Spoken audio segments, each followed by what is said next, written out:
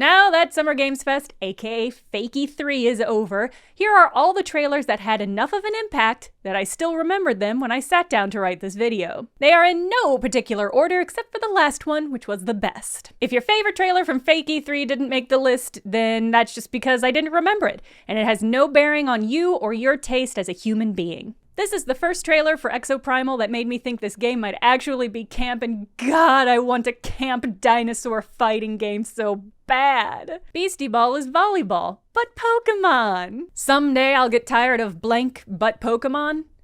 Today is not that day. Henry Halfhead, what is this game? It looks like it's in the vein of loosey-goosey control games like Octodad. So charmingly weird, I can't help but be delighted. Under the Waves is Subnautica, but it's got a story. Great. Cocoon has one of my least favorite kinds of gameplay, which is just moving a ball from place to place, the slowest game of marbles ever. You're basically making a sport. A bad, slow sport. But it's by the studio that did Limbo and Inside, which I loved, so it got locked in the old brain vault. Usagi Shima looks like Neko Atsume with bunnies, aka take my monies. The video game industry is hugely derivative of itself, so it was inevitable that we'd see a wave of Hades-alikes. Helskate is one of the most derivative I've seen so far, borderline uncomfortably so, which is unfortunately exactly what I need to tide me over until Hades 2.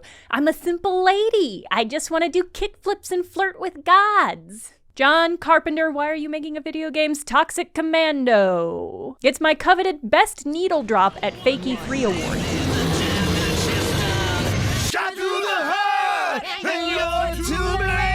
Having overdosed on acoustic trailer core cover of pop songs, trailers this year have just gone pure cold turkey, not one of those in sight. JCTC had a pretty great musical payoff moment, and that stuck with me. Space is fucked up, huh?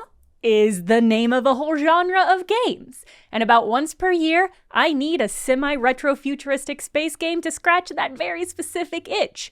So I'll be keeping my eye on the Invincible. Lakeburg Legacies is a medieval matchmaking game which really caters to the now kiss Barbie mashers amongst us. I'm going to ruin so many lives. An underrated style of game is just go design some stuff. Usually it's industrial machinery, which is kind of a grim statement on the place of design in our culture. So I'm just excited about a game where you go make little retro gadgets. It just seems nice. The multiplayer interactions you can do in KarmaZoo look so fun and weird. Die so my teammate can use my gravestone as a stepping stone?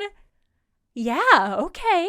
Immortals of Avium is so generic. I know that anytime I need to look it up, I'll Google Gina Torres game, but as it turns out, that's enough for me. Moonstone Island is Pokemon, but Stardew Valley. Someday I'll get tired of blank but Stardew Valley games, and today's not that day either. Lysfangha, the Time Shift Warrior. Generally, I find the idea of rewinding time in games to be exhausting. I like doing things once, perfectly, and then moving on with my life, which is why I'm gonna nail this take in one go. Check! But I love the design of this, and it looks like the rewind mechanic is less about correcting mistakes and more about multiplying your fighting fronts, which I like. I played all of Citizen Sleeper on Twitch, and I loved it. And it looks like Citizen Sleeper 2 is going to have a little bit of a bigger budget. We're getting some animation, so I'm really excited about that. Still Wakes the Deep is set on an oil rig, and that is such a good location for a video game or a horror story, and this is both of those things! South of Midnight is by Compulsion Games, who also put out We Happy Few, a very stylish but not very fun game to play. And they've got me again, because I think South of Midnight looks really stylish, and I can't wait to play it and learn more about this magic system. A game cannot succeed on style alone, and I hope they've learned that. I have been waiting for a game that will let me sword fight Salvador Dali, and Altered Alma is as closest as I've ever gotten. Everdeep Aurora is so beautiful. I love the palette and how it's used.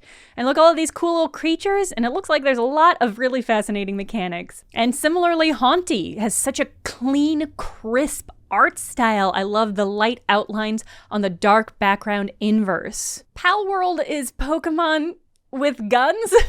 Palworld isn't going to stick in my memory so much as it will haunt my nightmares. It's either an upscale version of the bargain basement CGI game your uncle's conservative church puts out as an alternative to Pokemon, or it's satire? If it's The American Dream but with Pokemon, I might be on board. if it's just Pokemon with guns, today might be the day. A lot of the games shown at the Wholesome Direct have kind of a samey art style, and it's a style that I like, but it can make it hard for their trailers to feel distinct, which is why I remember Townseek. It had just the right amount of weird little details that it stuck in my mind. 33 Immortals is a co-op action roguelike from the makers of Spiritfarer. The visuals don't entice me very much, but it had my favorite gaming phrase, which is Game Pass Day 1 release. And finally, this Fable trailer. Much love and respect to Richard Ayoade. I can't wait to take this giant nerd down. Anyway, an incredible number of games got showcased this year, and they represent only a tiny sliver of the actual games currently in development. So if any of these games appeal or you saw anything you like, don't forget to wishlist it, because you will forget about it in the deluge of other games. Alright, see you next year, Fake E3.